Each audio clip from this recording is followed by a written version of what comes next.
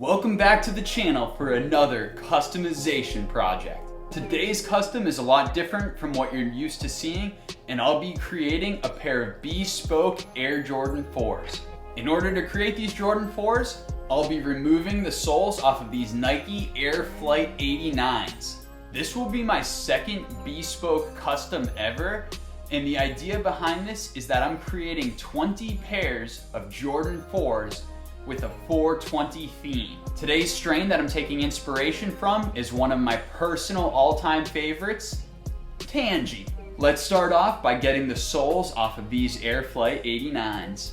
To begin my sole detachment process, I pour some acetone into the footbed of both sneakers and swish it around before allowing the kicks to sit for several minutes. After a few minutes, I pour in some boiling water, and that helps to further break down the bond of the factory glue.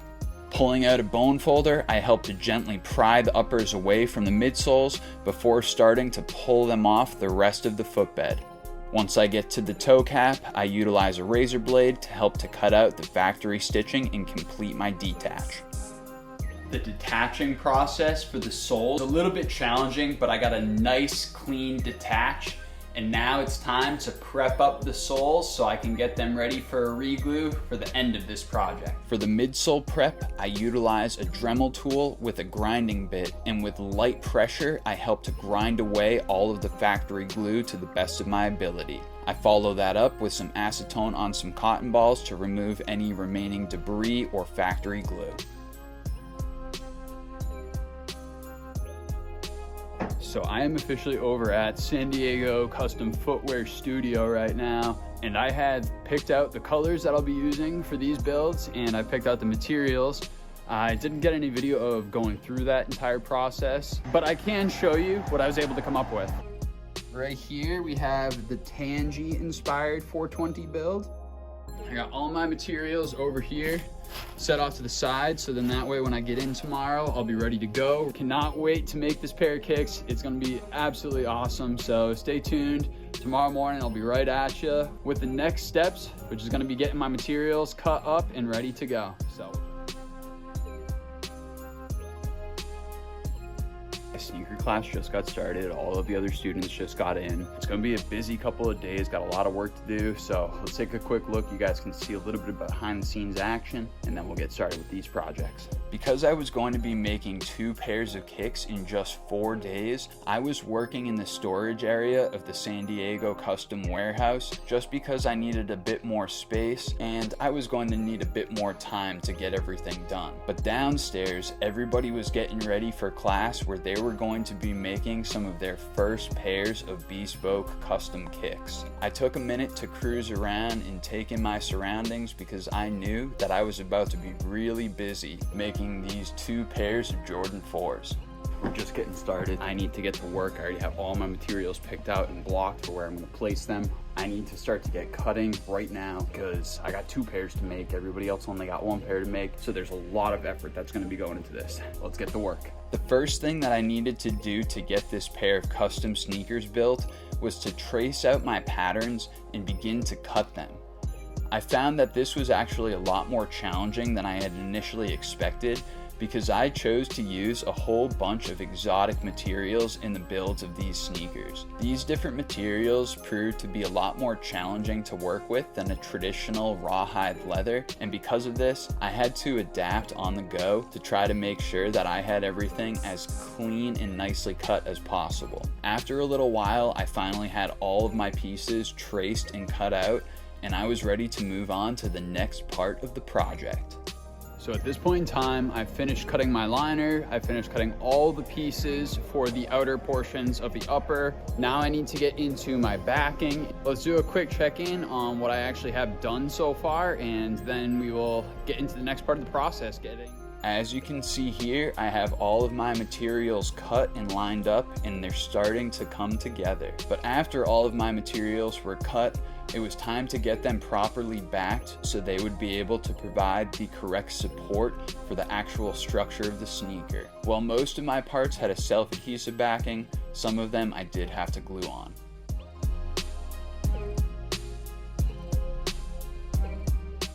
Day 2, San Diego Custom Footwear, class about to get started. Today I gotta get started with backing a few more pieces that I didn't back yesterday, and then we're going to be getting to skiving and sewing. So very, very busy day. This is where the form of the shoe starts to take place. A lot riding on the shape of the shoe today. A lot riding on the sizing of the shoe today. It's very important that I stay on top of my game because I gotta get shit done quickly since I'm doing the 2 pairs of kicks, but I also gotta make sure that I get things done well. So let's get down to it. I began day 2 by starting my work on the wings of these Jordan 4's. I first cut out all of my backing, and then using a heat press, I adhered the backing to the wings and trimmed off any sort of excess. I followed that up by cutting out the actual holes in the wings themselves. This was incredibly difficult due to the fact that I was using stingray hide for this portion of the project. After getting the wings completely prepared, it was time to get the lace locks prepped. I applied my backing and then very carefully I individually cut out each section, trying to trim off excess backing in the process. I then applied some glue and attached the front half and the back half of the lace locks together by reactivating my glue using a heat gun. After getting my wings prepped, I started skiving the different pieces of the uppers. Skiving is especially important to reduce the amount of bulk in the shoe and make sure that different layers of the uppers overlap appropriately. Once everything was skived, it was time to start sewing. I attached pieces together using double-sided tape to ensure that they were going to have proper fit, and then began on the sewing machine. I utilized the patterns provided to me by San Diego Custom Footwear to ensure that I was sewing everything in the proper order so that all of my different pieces were aligned appropriately and overlapped correctly. This was an especially difficult task because I hadn't been working on a sewing machine for over a year, so there was definitely a huge learning curve in getting back to this process.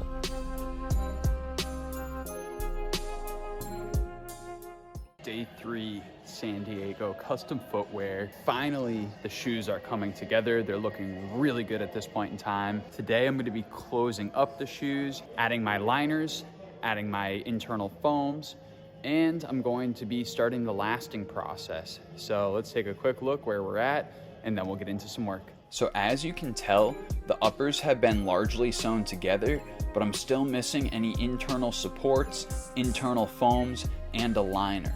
I also still need to punch the lace holes at this point in time, but all things considered, the uppers are coming together quite nicely. One of the things that I needed to finish out this shoe was to create a tongue for it. To do this, I sewed together the top half of the tongue, but left it open so I could apply an internal foam. With some spray adhesive, I got my foam applied, and then I sewed up the bottom half of the tongue, trying my best to maintain a good curvature so that it would be comfortable. After getting all the tongue stitched together, it was time to begin sewing the internal liner. Once I had stitched in the internal liner halfway, I applied my internal foams, which was actually a bit more challenging than I had anticipated. I also applied my toe puff at this point in time. After completely closing the uppers, it was time to last these kicks. I found out the hard way that lasting stingray hide was exceptionally challenging, and because of that, I really struggled during this part of the process. After gluing down the uppers to the lasting board, I removed all of the nails so I could then expose the bottom parts of the uppers for more prep. With the bottoms of the uppers exposed, I was able to use a sanding bit on a Dremel tool to help to shave down all of the excess material and get the uppers ready for a reglue. After applying 2 thin layers of glue to both the uppers and the soles, I allowed the adhesive to cure for 2 hours before reheating it to reactivate the glue and attaching the uppers to the soles. Once the soles and the uppers were attached, they were placed in an air bladder that provided pressure that would push them together and create a nice strong bond. After removing the lasting laces, we placed the sneakers on a last crack, and we were able to remove them from the sneaker last and expose the final product. We then stitched the toe cap and applied new laces so that these things were finally complete. Now that my custom Jordan 4 Tangies are completely finished, Let's take a closer look. Obviously, these are not the cleanest customs in the world, and I totally recognize that there is a ton of stuff that I need to work on the next time I make a custom pair.